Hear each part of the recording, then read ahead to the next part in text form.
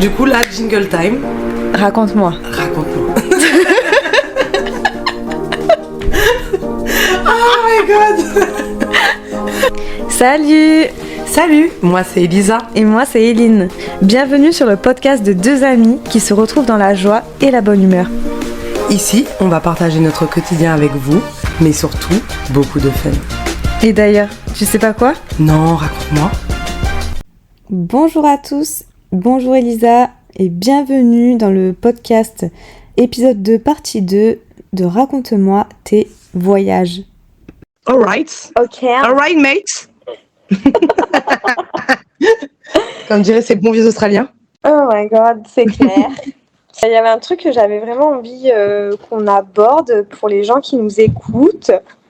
Parce que je pense qu'il y en a plein qui doivent se dire les meufs, elles sont parties toutes seules avec leur gros sac à dos en tant que femmes, à l'autre bout du monde parfois. Et je me dis que ça serait intéressant qu'on partage sur ce sujet du voyage, de voyager seule en tant que femme. Toi, de nous dire un peu ton avis, Elisa, de nous faire un petit retour d'expérience de tes voyages en tant que femme En tant que femme forte, indépendante. De globe-trotteuse, woman power. Ouais, c'est vrai. Après, je pense que toi comme moi, pour nous, c'était pas un truc de ouf. Enfin, non, je vais pas parler pour toi. Pour moi, c'était pas un truc de ouf et je vais pas faire la meuf. C'était pas un truc de ouf. J'ai commencé par la Nouvelle-Zélande qui est très safe. Donc, je pense que c'était un choix aussi voulu de ma part. C'est très safe. Il n'y a pas 1000 crimes, genre il n'y a pas 20 000 voyageurs qui disparaissent. Donc déjà, tu vois, ça te rassure.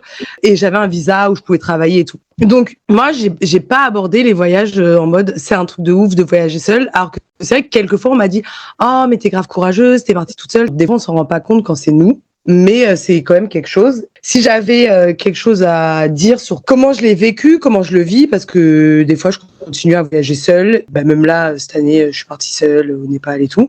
C'est vrai que je pense, en vrai, selon les pays où tu vas, c'est sûr que ça va pas être le même délire et ça va pas être la même sécurité. Et pour prendre l'Inde, je pense qu'il a été le pays le plus, en fait, pas risqué, mais où il fallait être le plus sur ses gardes, faire vraiment attention. Je veux pas effrayer les gens d'aller en Inde, mais en vrai de vrai, moi je pense que l'Inde, ça m'a changé. Mais il faut être réaliste. Je pense que ça m'a changé, que de base, je suis quelqu'un qui est très affirmé, qui sait aussi faire attention, qui sait cramer les arnaques ou les trucs un peu dodgy, tu vois, genre un peu craignos, quoi.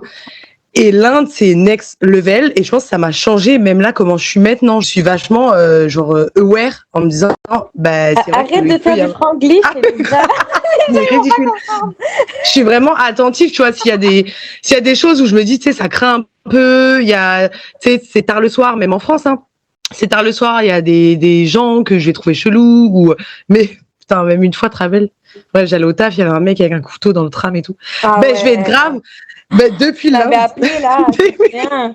Tu m'avais dit, je viens de voir un mec là, qui vient de rentrer dans le tram avec un couteau. Avec un couteau. Ouais, génial quoi, cette vie, elle est super quoi. Grave, j'étais là en mode, On est super, on est vraiment en sécurité en France. De ouf. Enfin, du coup, pour revenir sur le voyage, je pense que en tant que femme seule, c'est vrai qu'on peut pas faire l'économie d'être vachement sur ses gardes.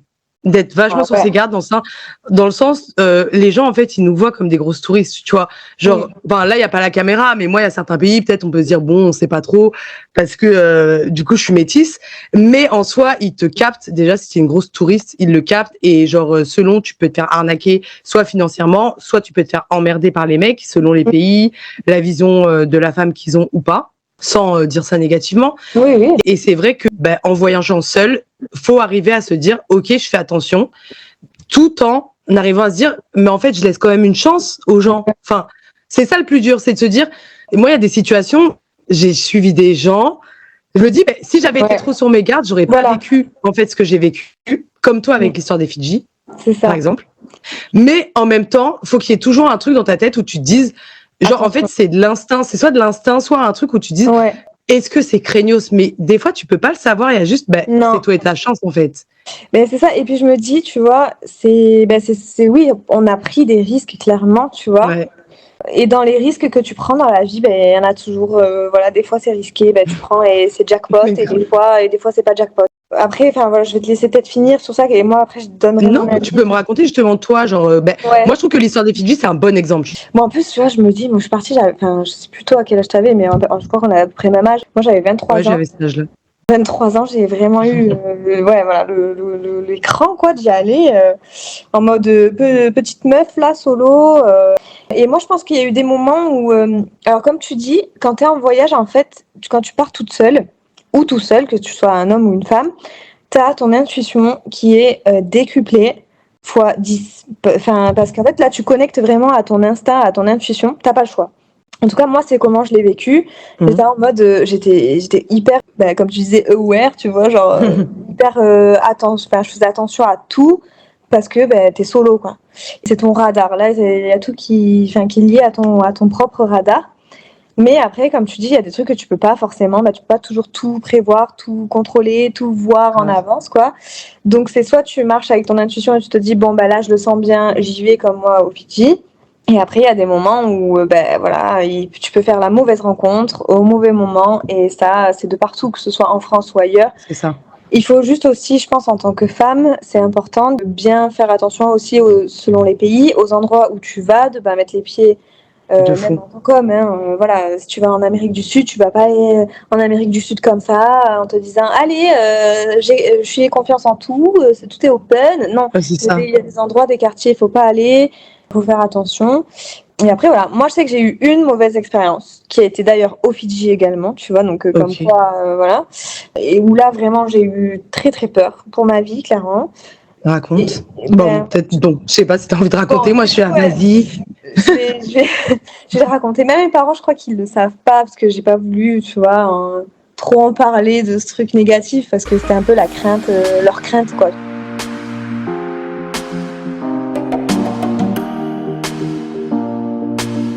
Justement, je revenais de ce moment-là où j'avais passé 10 jours incroyables avec ces Fidjiens, avec les locaux.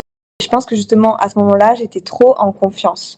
Je suis partie de là-bas et j'étais trop bien. Voilà, le monde, il est génial, tu vois, il faut t'ouvrir, il faut pas être trop méfiante. Love is the key. Tu vois, Love is the key, les expériences, elles sont incroyables, machin. Donc voilà, j'étais trop dans ce truc bisounours. Ouais. Et j'en ai perdu un peu le côté, je pense, un peu radar. Mais après, j'ai fait une mauvaise rencontre, et c'est pas ma faute non plus, quoi. Ouais. Au moment de partir, donc le Fidjien avec qui j'étais, il me dit, voilà, tu prends ce bus. Et je devais aller à l'auberge jeunesse pour le lendemain matin prendre l'avion pour rentrer en Nouvelle-Zélande. Il me dit, tu prends ce bus, t'en as pour 3 heures. Tu sors du bus, tu prends le premier taxi qui arrive. Il va y avoir un taxi, parce que même lui, il n'était pas très rassuré, parce qu'il savait quand même que c'était pas hyper safe, quoi. Ouais. Parce que lui, il devait rester là-bas chez lui, il pouvait pas rentrer en même temps que moi. Et donc, je dis, ok, c'est bon, t'inquiète, je sors du bus, je prends le premier taxi que je vois, quoi. Je sors du bus, je vois un taxi qui me fait coucou avec des bras, là, salut, tu veux taxi? Je dis, oui, vas-y, hop, vite. Et en fait, là, à ce moment-là, il me dit, vas-y, t'inquiète, monte devant. Et là, c'est l'erreur fatale que je fais, c'est que je monte devant. Du coup, il met le sac à l'arrière, machin, je monte devant, et là, il commence à me parler. Mais qu'est-ce que tu fais ici? Mais vraiment, le mec hyper sympa, hein, franchement, il était hyper cool, avec un grand sourire. Et moi, je lui raconte l'expérience que j'ai vécue incroyable au Fidji. Et puis, en fait, là, la nuit tombe, hein, parce qu'il était genre, il devait être, je sais pas, 21h, un truc comme ça. Donc, il faisait vraiment nuit. Et là, d'un coup, en fait, il va pour chercher un truc dans la boîte à gants, sachant que moi, j'étais côté passager. Il ferme la boîte à gants. Et là, il passe, il met sa main sur ma cuisse. Et là, il avait la main sur ma cuisse. J'étais dans la voiture avec un mec en pleine nuit, enfin, il faisait nuit, dans une voiture où il avait sûrement fermé, en plus, sa clé. Oh mon Dieu. J'étais là, comme ça, au milieu de nulle part. Et voilà, pas d'internet ni rien, parce que pour te connecter à internet là-bas, il fallait que soit t'étais dans une auberge en mode wifi, soit t'avais un petit appareil pour connecter, tu vois. Bref, j'avais rien, pas d'internet, enfin rien, mais rien. Et j'étais là, je commence à... En fait, je me suis raidie, mais comme si j'étais sidérée, c'est ça, en fait. Quand on t'agresse, c'est oui. ça, les agressions et tout. Freeze. Et donc, j'ai été un peu sidérée, j'ai pas bougé, j'ai rien pu faire. Et dans ma tête, ça a fait 6 tours. Je me suis dit, ok, tes parents, ils savent même pas que t'es là. Parce que je leur ai pas dit que j'étais restée au Fidji avec un mec que je connaissais pas. Ça va les inquiéter. tu vas mourir dans cette voiture. Enfin, moi, dans ma tête, c'était je vais mourir ce soir dans cette voiture, je sais pas ce qui va se passer. Et en fait, je continue à rigoler avec lui, à parler avec lui. Tu vois, ça a été mon réflexe, en fait. J'étais là, c'est soit je me jette de la voiture, mais en étant même pas sûre que le mec, il est fermé ou pas. Ouvert. Ouais. C'était ouvert ou pas. Mais je m'étais dit, au pire du pire, tu sautes de la voiture, tu vois. Tu vois, mon réflexe a été de continuer à lui parler normal. Jusqu'au moment, alors ça a été les minutes les plus longues de ma vie, clairement. Et jusqu'au moment où je vois au loin l'auberge. Et là, je me dis, ouah, pitié qu'il me dépose bien à l'auberge, en fait. Parce qu'à tout moment, il peut faire demi-tour, il peut se barrer. Bah ouais. Je sais pas. Au moment d'arriver devant l'auberge, il me dit, demain, t'as ton avion à quelle heure? Tu pars à quelle heure? Je t'emmène à l'aéroport, blablabla. Et j'étais là, non, vous inquiétez pas. Demain, je pars super tôt. Et j'ai essayé de faire bonne mine pour qu'il me dépose tranquillement et qu'il me laisse tranquille. Dieu merci, je sais pas ce qui s'est passé, mais il m'a laissé et j'ai pu partir, quoi. Mais ouais, c'est des trucs, et ça, franchement, ça arrive, hein, clairement. Oui. Que ce soit en France ou ailleurs, clairement. C'est clair. C'est la vie, en fait, pour moi, c'est la vie d'une femme, en fait. C'est malheureux, mais c'est un autre sujet encore. Et je pense qu'à l'étranger, c'est encore plus bas. Enfin, non, on peut pas comparer. Ouais. Mais il y a ce truc-là que t'es en mode. T'es une proie, ouais, comme tu dis. T'es une proie, t'as pas ton tel, t'as rien, et t'es en mode. Ouais. Qu'est-ce qui se passe en fait? Qu'est-ce qui est en train de se passer? Genre là, c'est bon, ça se trouve, genre je vais me faire agresser ou tuer et mais ça se trouve, genre c'est fini. Genre là, c'est fini pour moi. Bah, c'est ça, et surtout que souvent t'as pas de repères, voilà, t'as pas tes amis selon les endroits où tu vas. Le décalage horaire et tout en plus. Ils savent très bien, que t'es vulnérable. Après, moi, ça a été vraiment presque l'une des seules mauvaises expériences que j'ai eues. Et j'en ai eu des mauvaises en France aussi, tu vois, donc pour ça, il faut pas non plus se dire je vais pas partir parce que je suis une femme pas toute seule. Moi, je pense que je le recommande quand même de le faire, mais de faire très attention, de faire peut-être plus attention que ce que j'ai fait moi. C'est assez délicat. Hein, mais en France, t'es confronté pour moi. Je dis, moi, j'ai une expérience encore pire que celle-là en France. Donc, oui, c'est sûr. Après, je pense qu'il y a aussi, comme tu dis, pour faire le lien avec ce que tu es en train de dire, genre les mauvaises expériences, elles peuvent arriver en France et à l'étranger. Et pour donner un conseil sur les femmes qui ont envie de voyager seules, c'est vraiment aussi de se rendre compte de la culture dans le pays dans lequel t'es. Là, par exemple, toi, il n'y avait pas d'histoire de culture, genre c'est juste le mec, en fait, c'était un fou comme ça aurait pu être en France. Et du coup, tu dis, bon, je vais ne pas partir, alors que ça se trouve, il y a un vieux pervers, un vieux taxi en France, il m'aurait fait la même, en fait. C'est la vie d'une femme. Ces mecs-là, ils existent partout, dans tous les cas, donc faut pas non plus être s'empêcher de vivre. C'est ça. Pour ces mecs-là. Mais il y a des choses aussi qu'on peut faire dans d'autres situations. Moi, je pense, par exemple, il y a des pays où j'ai voyagé, en Inde particulièrement connu pour les agressions sexuelles et tout. Ouais, moi, ça arrive vraiment. Genre moi, quand j'y étais, j'entendais des faits divers, et c'est vrai. Genre il y a des auberges, ils sont là, vous sortez pas le soir, nan.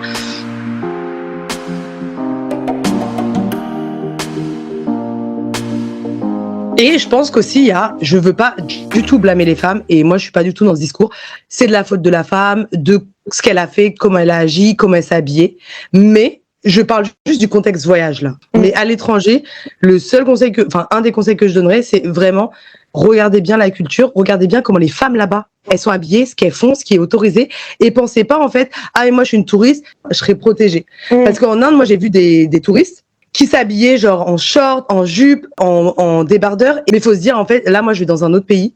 Et en fait, je suis prête à m'adapter parce que c'est pas chez moi. Chez eux, ils ont pas l'habitude de voir des meufs en short, des meufs en débardeur. Si tu le fais, c'est à tes risques et périls. Moi, ça, c'est vraiment un truc, je pense, qui est très, très important. Moi, je te rejoins tout à fait.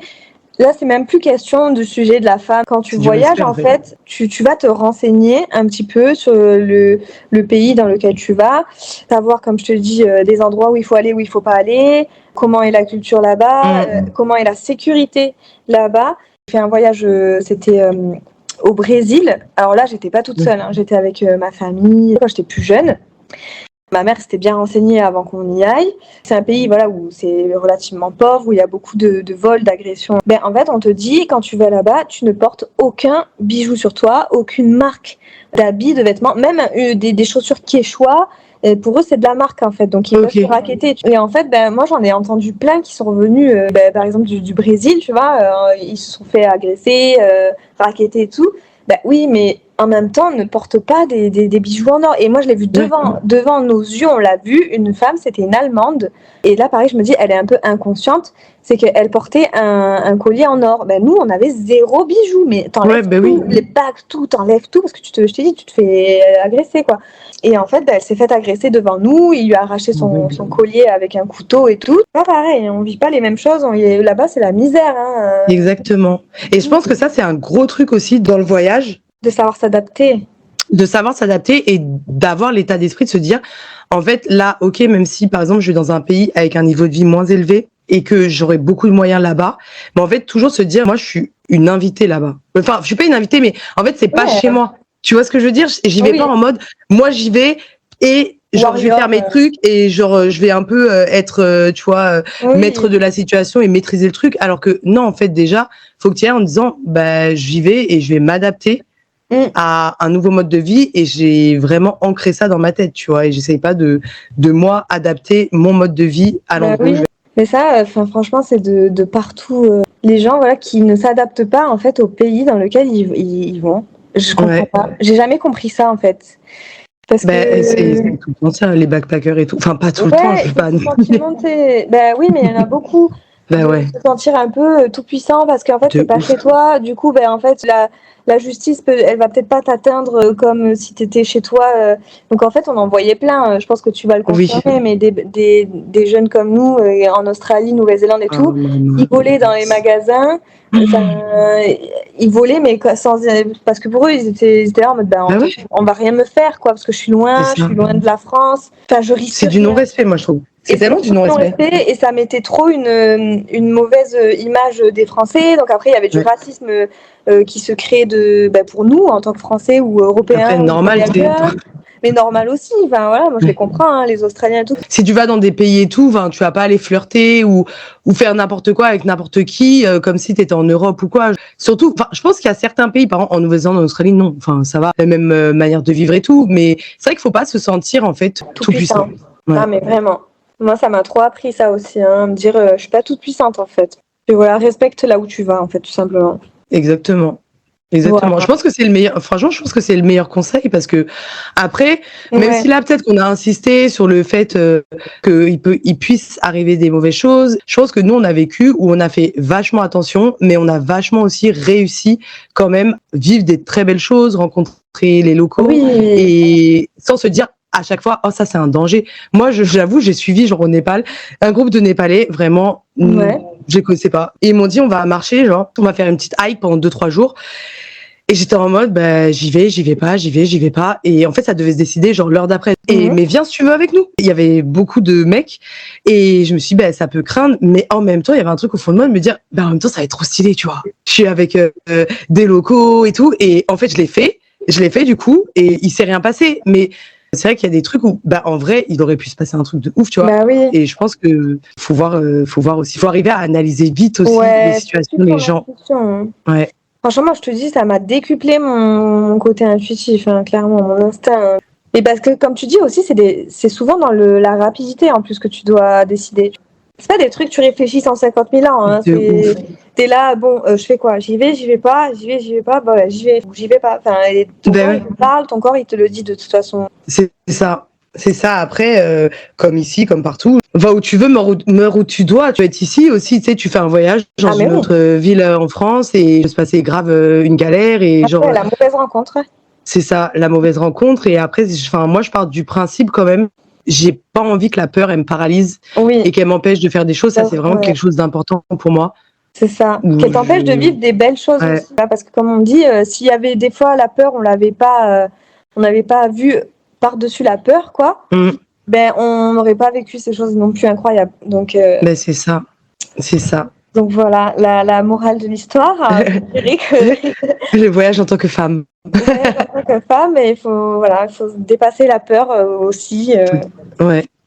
Et au pire, il faut voyager en groupe parce que je me dis, ça va pas pour tout le monde aussi. Bah oui, tu peux aussi très bien te dire, je voyage en groupe. Après, c'est vrai que c'est pas les mêmes expériences. C'est pas les mêmes choses. Pas le même voyage, clairement. Seul, c'est incroyable aussi. De ouf. Mais je pense aussi, sans trop revenir, je pense qu'aussi il faut être réaliste par rapport au caractère que t'as. En gros, faut être vachement objectif par rapport à toi-même. Si t'as un caractère un peu peureux, je pense que ça sert à rien de se forcer, de se dire, je vais faire la ouf, je vais partir en Amérique du Sud toute seule parce que j'ai envie de vivre un truc de ouf. Nous deux, je pense qu'on a des caractères assez, pas forts, mais on arrive à peut-être aussi gérer des situations et même sans les fait de gérer des situations, peut-être pas non plus être effrayé par certaines choses qui pourraient peut-être faire peur aussi des fois, même si on a, enfin bien sûr, il y a trop de fois j'ai eu grave peur et tout. Ouais, moi aussi. Et je pense qu'il faut être conscient de ça, tu vois, parce que si t'as pas genre ce type de caractère-là, ça peut être aussi archi désagréable de voyager seul. C'est comme on dit, c'est un peu tu l'as au fond de toi-même en fait. Enfin, tu vois, parce que moi je sais qu'avant de partir, bien sûr que clairement, hein, j'avais trop peur. Ouais. Je me disais, en fait, la meuf, tu vas partir toute seule, avec tout le monde, avec ton sac à dos toute seule, mais qu'est-ce que tu fais? Et à la fois, ben, c'était instinctif. J'avais mon instinct, ça m'a appelé, tu vois. Je disais, en fait, je vais partir toute seule. Enfin, je sais que j'ai peur, je sais que c'est pas confortable, là, mais je vais quand même le faire. Alors que je pense qu'il y a des gens, ils n'ont pas cet appel-là. Oui. Bah après, il n'y a pas tout le monde déjà qui aime voyager. Oui, il n'y a pas tout le monde qui se dit, je vais mettre, c'est pas une difficulté, mais c'est quand même, c'est sûr que c'est clair, parce que même sans le fait d'être femme, tu voyages seule, t'es seule aussi selon ton caractère. Tu sais, des fois, tu peux genre rencontrer personne, tu peux du coup être tout seul, faut aimer être seul, visiter seul. Après, si tu vas en auberge, généralement, tu restes pas souvent seul. Aussi, c'est ça le vrai truc, c'est que tu rencontres toujours des gens. Ouais, en vrai, t'es jamais seule hein, quand même. T'es jamais seule.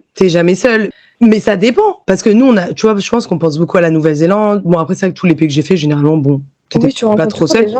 Tu rencontres toujours des gens. Mais il y a des fois, j'ai voyagé, j'ai rencontré des gens, c'était pas non plus big fun, tu vois, c'est pas ouf. Et du coup, je préfère être seule, tu vois. Oui. Parce que souvent, les gens, ils ont peur justement de partir tout seul. Faut bien aussi dire aux gens, tu seras jamais seul. Si t'as envie, tu seras jamais seul. Tu vas rencontrer plein de gens. Enfin, moi, j'ai rencontré, je pense, mais à coup de milliers de personnes, en fait. Enfin, si tu calcules comme ça, t'es H24 avec des gens dans des auberges et tout. Après, ça dépend, voilà, quel type de voyage tu fais. Et oui, il y a des moments, par contre, où c'est vrai, tu ressens un peu la solitude, où tu es là en mode, bon, c'est pas top là où je suis, j'ai pas des contacts, des connexions de ouf, j'ai pas des bons repères non plus, parfois. Tu vois, c'est vrai qu'il y a des moments où il faut le gérer, ça. Mais ça, c'est quand même, pour moi, ça a été une infime partie de mon voyage. Ça a été pas grand-chose, finalement. J'ai eu plus de trucs positifs que négatifs, je pense. Pareil. En plus, tu rencontres toujours du monde, les gens ils sont comme toi, ils voyagent soit seuls, soit en groupe, et du coup les gens qui voyagent seuls, ils vont venir vers toi, ou tu vas venir vers eux. Quand t'es seul, tu rencontres 1000 fois plus de monde, parce qu'il y a un truc en toi qui est un peu en mode, vas-y, j'ai envie de parler à des gens, même si je parle pas bien la langue. Du coup, en fait, limite de voyager seul, tu seras moins seul que si tu pars genre avec quelqu'un. Ben oui. Parce que tu rencontres plus de monde qu'une seule personne avec qui t'étais parti voyager. Ben ouais. Alors que quand tu pars en mode couple ou en mode avec un ami ou quoi, t'as pas besoin forcément d'aller parler à plein de gens ou de te forcer à t'ouvrir ou machin. T'es avec quelqu'un, donc du coup, limite, ça t'empêche de faire des connexions, je trouve. C'est pour ça, moi, je voulais vraiment partir seule, parce que j'étais en mode, mais j'ai envie de rencontrer plein de gens et j'ai pas envie de rester collée à quelqu'un, du coup, de pas vivre la même expérience, quoi.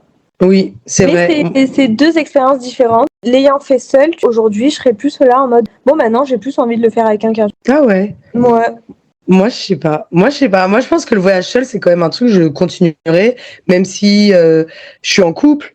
En fait, c'est différent. Continuer à voyager seul parce qu'il y a toujours ce truc où je pense que vraiment, genre seul, tu fais pas les mêmes choses, tu rencontres pas les mêmes gens. C'est pas les mêmes expériences. C'est pas les mêmes expériences. Et après, je continuerai à voyager. Enfin, je ferai des voyages en couple, tout ça. Bon, en tout cas, je pense qu'on a dit quand même déjà pas mal de choses sur nos voyages, nos retours d'expérience. Oui, on a dit beaucoup. On a dit beaucoup. En tout cas, n'hésitez vraiment pas à nous laisser en commentaire, pour ceux qui ont déjà voyagé, à nous faire vos petits retours d'expérience à vous aussi. Pour ceux qui n'ont pas voyagé, à nous dire si vous avez, je sais pas, des craintes, des peurs, à nous raconter un peu ce que ça vous a fait aussi ressentir ce podcast, est-ce qu'il y a des questions, pareil, sur les voyages. C'est vrai. Moi, j'aimerais trop que vous nous racontiez dans les commentaires. Du coup, si vous avez, comme on a dit en début, une histoire un peu folle que vous avez vécue dans un voyage. Moi, j'aime trop lire ça. Ouais. Et donc, si vous tombez sur ce podcast et que vous avez un peu une histoire un peu incroyable, ou même sans que ça soit forcément incroyable de fou, mais que pour vous, vous vous êtes dit, ah ben, c'est un truc que j'ai vécu et je sais que ça a changé ma manière de voir la vie, les choses, et moi, que ça a changé un petit truc en moi. Ça nous fait trop plaisir. Plaisir, en tout cas. Bon, ben écoute, Elisa, je te souhaite une belle fin de soirée, parce que on tourne le podcast en fin de journée, là. Et puis, ben, on se dit à très vite la semaine prochaine. Oui, merci, bonne journée. Épisode, pour un nouveau thème, justement. On vous en dit pas plus, vous verrez la semaine prochaine. Bisous, Eline. Bisous, Elisa. Bonne soirée. Bonne soirée. Bisous. Ciao, ciao. Bonne soirée. Le moment pub. Si ce podcast... Attends, tu vas me faire rire. Si ce podcast vous a plu, n'hésitez pas à nous laisser un commentaire, à mettre un petit j'aime, voilà, petit pouce bleu, comme vous avez l'habitude qu'on vous dise en fait sur les podcasts, sur les vidéos YouTube, et surtout à vous abonner à notre chaîne. Oui, ça nous aiderait et ça nous ferait beaucoup plaisir. Voilà, qu'on vous raconte un petit peu tout encore, tout de notre vie et de notre quotidien. À bientôt. À bientôt. Ici, on va partager notre quotidien avec...